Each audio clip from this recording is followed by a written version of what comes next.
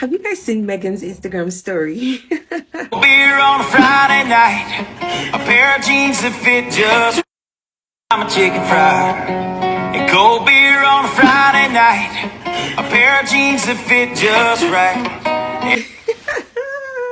People are saying it's in response to this Telegraph post about the chicken. I mean, Telegraph took out their time to write about Meghan's chickens. Oh my goodness. Seriously, derangers and anyone else who's still saying Meghan's irrelevant, you need to get real, because come on, how is that irrelevant? Actual papers are writing about her chickens. So she posted that on her story, and people are saying she's trolling the British media, the British press, and I can see it. I don't know if that's what she's doing, honestly, but I can totally see it, and honestly, it's so worth it. She's obviously not the Meghan of the past who felt like unaliving herself because of the bullying she was getting from the press. This is a new Meghan. This is a Meghan that stand up for herself. Yes, the media lies are like water running off the dog's back to them. Yes, because if you stop to throw stones at every dog that barks at you, you'll never advance, you'll never get anywhere, and I think that's what it is for them. So no, they can't respond to everything, but when she does reply, love it. Honestly, I love this new Meghan. Who else loves that? Whether she's trolling the British media, British press or not, who else loves that? Who else loves the fact that she could be trolling the British media and Telegraph with that story, with her Instagram story? Just a reminder for those playing at home, I see these videos, I made a comment on someone's this morning. You don't have to be a fan of Harry and Meghan to call out the bullshit with regards to Harry and Meghan and the UK media and the absolute obsession with these haters towards them. You don't have to be in some sort of fan squad. You don't have to love them. Okay, many of you go on about us loving them. That's just to make you feel better. That's to often make these people feel better because you're like, you just love them. Why do you hate them? Why do you care about these strangers that you don't know? And sometimes it's just like the littlest thing. It's like, I'm not a fan of Harry, but I'm not a fan of Meghan, but you don't need to add that, okay? They're human beings. We can all call out bullshit with regards to Meghan and Harry without saying, I love Meghan and Harry. Okay, it's not like that. At the end of the day, I would rather be seen as a Meghan and Harry fan instead of someone who just hated these random two people that I don't know. It's very weird. Squaddies, I have one very simple question for the British press. If Meghan is really so irrelevant, why are you watching her this closely? Because honestly, this is getting funny now. We're constantly told that Meghan has no relevance, that nobody cares, that people have moved on. All right then, move on. But apparently that's easier said than done, because Meghan puts something on Instagram and somehow somebody is already watching. Somebody is taking notes. Somebody is working out what it supposedly means. Then comes the article, then another article, then somebody else's opinion about the first article. Mate, it's an Instagram post. Imagine telling your boss, don't worry, I'm doing absolutely nothing today. I'm just sitting here refreshing Meghan's Instagram every 10 minutes. How is that supposed to prove she's irrelevant? If you genuinely don't care about somebody, you don't monitor them like you're waiting for the lottery numbers. You don't wake up thinking, I wonder what Meghan posted today. You don't keep your laptop open with Instagram in one tab and the publishing system in another. And you certainly don't turn every little thing into content. That's not indifference, that's investment. And regular people can spot that from a mile away. Think about your own life. If there's somebody you genuinely couldn't care less about, do you constantly check their Facebook? Do you screenshot their posts? Do you analyze their clothes? Do you call your friends to discuss what their latest picture means? Of course not. You'd say, who has time for that? But somehow when it's Meghan, all of a sudden there's time. Plenty of time. And that's why the irrelevant argument keeps falling apart. Because relevance isn't determined by somebody shouting, look at me. Sometimes it's demonstrated by the amount of attention other people willingly give you. Meghan doesn't have to knock on the door of the British press and say, please write about my Instagram post. They can choose to ignore it. They don't. They choose to watch. They choose to publish. They choose to react. And then they turn around and complain that Meghan is getting too much attention. Make it make sense. That's the bit I think regular people are tired of. Don't tell us nobody cares while you keep producing evidence that somebody clearly does. If the audience isn't interested, the numbers will tell you. If the story isn't working, stop writing it. But if the same name keeps generating articles, arguments, clicks and comments, then clearly there is still enormous public interest. And whether people love Meghan or can't stand her, that interest is real. So maybe the question shouldn't be, why does Meghan keep appearing in the news? Maybe ask, why does the press keep putting her there? Because Meghan can post one little picture and go about her day. The newsroom is the one deciding to turn it into a story. And that, Squaddies, is the funniest part of the whole thing. They keep calling her irrelevant while behaving like she's their most important assignment. Now, Squaddies, this is where the whole thing starts getting absolutely ridiculous. A chicken. Yes, a chicken. Meghan puts up a picture, and suddenly we're acting like Scotland Yard has been called in. I'm sitting there thinking, wait, we're doing this over poultry now.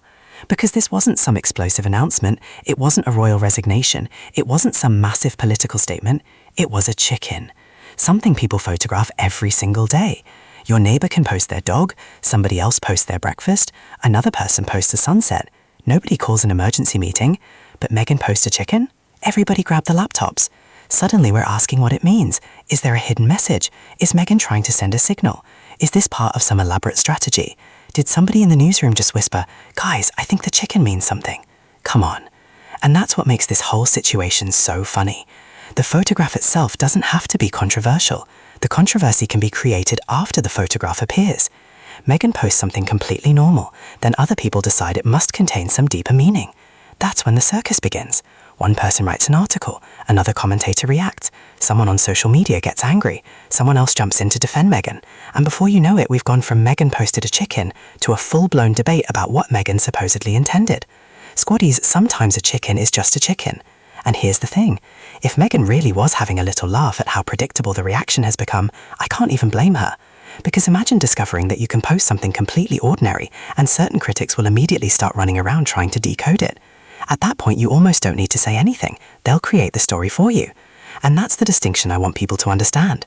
Meghan doesn't have to manufacture every bit of attention surrounding her. Sometimes the reaction comes from the people who are determined to find something to complain about. She posts, they react, they publish, the audience clicks, the comments explode, and suddenly everybody is talking about Meghan again. All because of a chicken. Honestly, you couldn't write this stuff. And that's why I think this little chicken story says much more about the media reaction than it does about Meghan. The photograph is ordinary, the frenzy isn't. Because when something as simple as a chicken can become another excuse for commentary, speculation, and outrage, you start wondering whether the story is actually in the photograph or in the obsession with Meghan. She posts, they build the circus, and somehow she's the one accused of chasing attention. Squaddies, make that make sense. Squaddies, now here is where I want to flip the whole argument around, because we keep hearing that Meghan is desperate for attention. Really? Let's look at what actually happens. Meghan can put something on her own Instagram account and suddenly the royal media machine is off to the races. She doesn't have to call a journalist, she doesn't have to arrange an interview, she doesn't have to stand outside some newspaper office waving a sign saying, "Please write about me." She just posts. That's it. She presses post, then somebody else presses publish, and somehow after all of that, Meghan gets accused of creating the attention. Squaddies, how does that work? It's like blaming the person who switched on their porch light because the neighbour decided to stare through the window all night. You chose to look. And that's what regular people understand. If I put a picture on my Instagram, I've shared something with the people who follow me. If you decide to take that picture, write an article about it, invite somebody to analyse it, publish an opinion piece, and then spend another day discussing the reaction, that's your decision. Don't turn around afterwards and tell me I'm demanding attention. You picked up the magnifying glass. And this is why the Meghan coverage can be so funny. She doesn't even have to say much. Her critics often do the heavy lifting themselves. A post appears, somebody decides it must mean something. Another person gets annoyed, then somebody writes about the person who got annoyed. Then social media starts arguing about the article, and suddenly Meghan is trending again.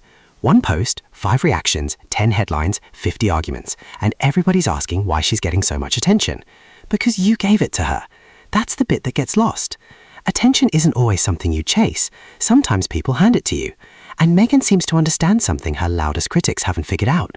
They can be extremely predictable. If every ordinary post is going to trigger the same outrage cycle, she doesn't have to fight every battle. She can simply carry on, post what she wants, live her life, focus on her family and her work. Meanwhile, somebody else is sitting there thinking, right, what can we say about this one? Mate, it's a chicken. And that's why I think the whole Meghan desperately wants attention argument deserves a second look. Because if she really controlled all this attention, why are so many other people doing the talking? Why are journalists analysing her? Why are commentators debating her? Why are critics reacting to her? Why are supporters responding to those critics? The conversation keeps growing because other people keep feeding it. Meghan doesn't need to run off to the spotlight. The spotlight keeps turning up at her door. And that's the irony, that people complaining about the attention are often the same people generating more of it. So next time somebody says, Meghan just wants attention, I'd simply ask, or did you just give her another headline? Now, let's take this one step further, because squaddies, this thing is starting to run on its own. Think about how quickly it happens. Meghan posts something, one journalist spots it, an article appears, then another outlet sees that article and thinks, ooh, there's a story here. Now you've got another article. Then somebody goes on television to discuss the article. Then social media starts arguing about what was said on television. And guess what? Another article about the social media reaction. At this point, one Instagram post has somehow become breakfast, lunch and dinner for the royal commentary industry. That's the machine. And once you understand that cycle, the constant coverage starts making a lot more sense. Because outrage gets attention, arguments get attention, people defending Meghan get attention, people attacking Meghan get attention, even people saying, I don't care about Meghan, are still clicking the article to explain how much they don't care. Everybody becomes part of the traffic. And that's why I don't think you need some massive conspiracy theory to explain the endless Sussex coverage. You just need to understand the internet. Attention pays. If a Meghan story gets people clicking, commenting and sharing, another Meghan story is going to appear. Simple. That's why the word irrelevant starts sounding pretty strange when you see another article appear 5 minutes later. If something truly isn't interesting to anybody, the story dies. Nobody keeps feeding it. But with Harry and Meghan, the cycle keeps going. And now we get to the part I actually find hilarious. Because while all of this is happening, Meghan can just carry on with her day. Imagine it. She posts a photograph. Then the media machine starts making noise. Critics start arguing. Supporters start responding. Comment sections catch fire. People are analysing the picture like they've just discovered a secret code. And Meghan? She's probably somewhere having her coffee thinking, guys, it was literally just a post. That's what makes the whole thing so entertaining. She doesn't necessarily need to jump into the fight. She doesn't have to respond to every critic. She doesn't have to explain every photograph. She can simply keep living her life. And every time she does, the machine has another opportunity to start itself up again. That's the real power here. Not shouting, not begging for attention, not chasing headlines, just posting and carrying on. Meanwhile, everybody else is doing the running. And if the critics are going to turn every ordinary Sussex moment into a huge discussion, then what exactly are Harry and Meghan supposed to do? Disappear? Never post? Never work? Never smile? Never take a photograph? Come on, they're allowed to live. And if other people choose to turn that ordinary life into endless content, that's on them. So perhaps the funniest part of this entire saga is that Meghan doesn't need to fight the machine. The machine is fighting itself. She posts, they react, they publish, people click, the cycle starts again. And somewhere in the middle of all that chaos, the woman they keep calling irrelevant is still getting everybody's attention. Squaddies, if the chicken can cause this much commotion, imagine what happens when Meghan actually gives them something to talk about. Thanks for watching, Squaddies. I'm your host, Miles. Like, subscribe, and stay blessed. Catch you in the next one. God bless.